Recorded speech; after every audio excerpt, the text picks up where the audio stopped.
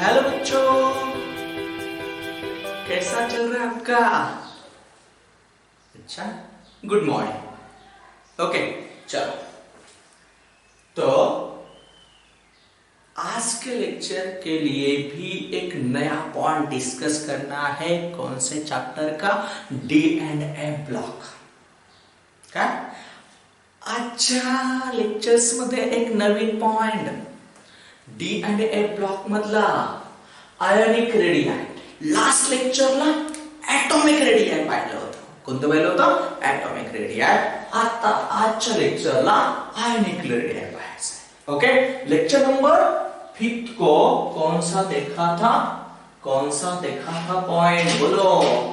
Ionic का atomic रेडियाय. Lecture number 6 को देखना है आयोनिक रेडियाय. तो क्या है आयोनिक रेडियाय? आता आयन का मतलब क्या है पहले समझा देता हूं. देखो, स्कैंडियम का इलेक्ट्रॉनिक कॉन्फ़िगरेशन क्या है?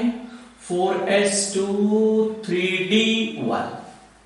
तो सोचो, आता इथे काय विचार करायचा? ज्यावेळेस स्कॅन्डियम आयनच्या फॉर्म मध्ये येणार म्हणजे तो एकतर इलेक्ट्रॉन लॉस करेल किंवा गेन करेल. तर इथे काय करतो? 4s मधले इलेक्ट्रॉन लॉस केले तर आता आपल्याला माहिती आहे, एक इलेक्ट्रॉन कमी झाला तर प्लस चार्ज येतो. 2 इलेक्ट्रॉन कमी झाले तो 2 प्लस चार्ज येणार, कारण नंबर ऑफ प्रोटॉनची संख्या वाढते. ओके, ज्यावेळेस इलेक्ट्रॉन घेतला जाणार तर मायनस चार्ज येणार. एक घेतला तर एक, 2 घेतले तर 2. आता इथे होतं काय? स्कॅन्डियमचं रूपांतर इथे तयार होतं 4s0 3d1. तर स्कॅन्डियम काय होणार? स्कॅन्डियम किती इलेक्ट्रॉन लॉस केले? 2. स्कॅन्डियम 2 प्लस काय तयार झाला? आयन. काय तयार झाला? आयन. तर आपल्याला काय पाहिजे? Ionic radius. हा झाला स्कॅन्डियम. आयन आहे का? हा कोण असणार आहे? ऍटम. कोण आहे? ऍटमचं आयन मध्ये रूपांतर झालं तर काय चेंजेस होणार आहे रेडियस मध्ये पाहायचं. इथे बघा, the ionic radii follow the same trend as the atomic radii. ज्या पद्धतीने ऍटॉमिक रेडियाचा ट्रेंड होता, म्हणजे लेफ्ट कडून राईट कडे जाताना मिडवे पर्यंत कमी, परत इन्क्रीजेस, सेम ट्रेंड आयोनिक रेडियाचा पण असणार आहे. ओके, मग ionic radii for the same oxidation state. मगर यहाँ पे ए याद रखने के लिए मत बोलो. काय कि same oxidation state. Oxidation state कशी असली पाहिजे? Same. The ionic radii generally decreases as the atomic number increases in a particular transition series.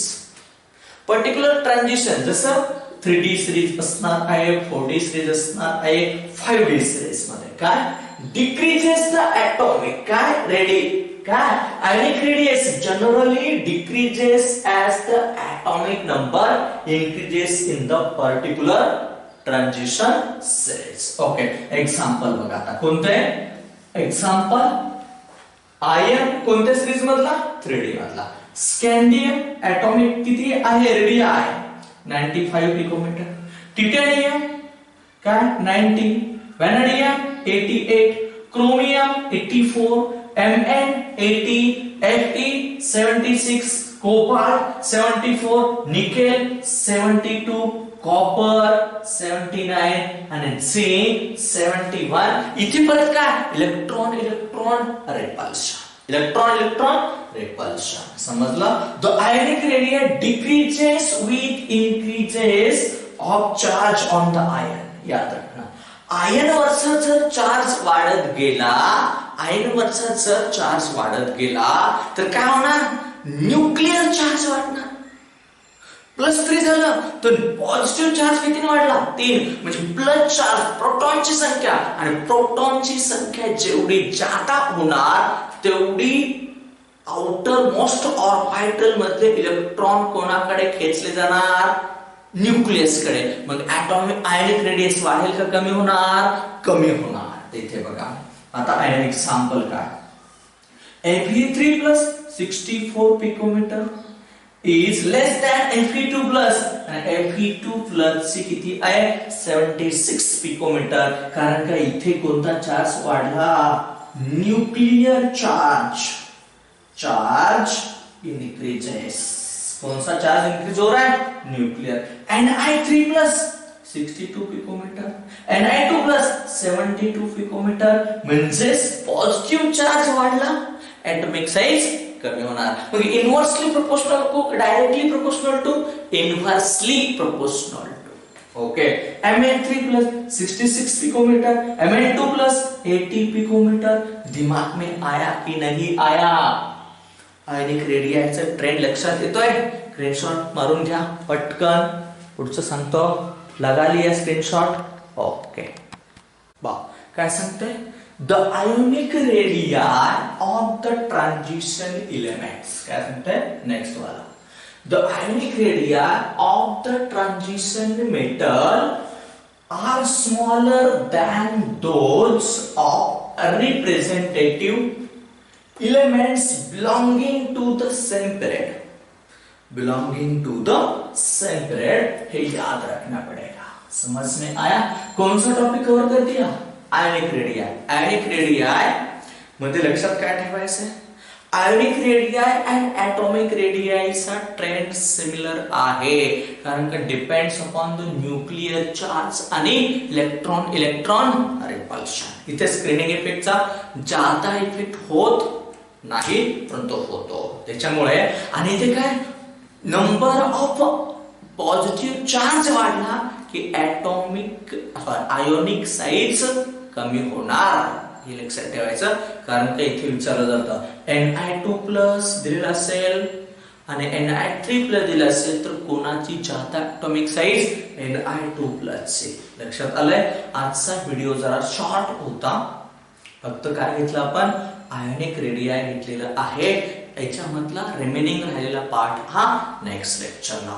परंतु जर माझ्या चॅनल्स वरती काही मुलं नवीन असतील तर त्यांना विनंती आहे की चॅनल सबस्क्राइब करायला विसरायचं नाही आणि लेक्चरच्या कमेंट बॉक्स मध्ये कमेंट्स द्यायला पण विसरायचं नाही. कारण का कमेंट्स आल्यानंतर लक्षात येतं की काय त्रुटी राहिलेल्या आहेत किंवा आणखी काय इन्क्रीज करायला पाहिजेत किंवा आपण कोणत्या पद्धतीने लेक्चर घेतोय हे पण लक्षात येतं.